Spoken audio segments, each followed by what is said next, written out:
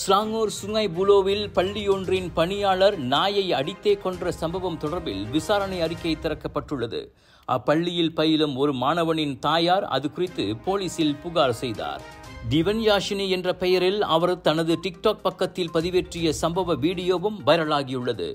அதில் நாய் பேச்சு மூச்சின்றி தரையில் படுத்து கிடப்பது தெரிகிறது.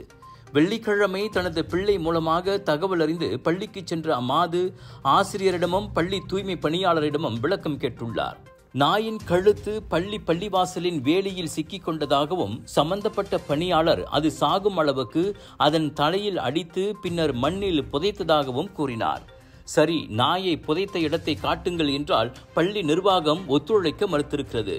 இதையடுத்து அதிருப்தியில் அரசு சாரா இயக்கத்தின் பணியாளருமான அம்மாது போலீசில் புகார் செய்தார்.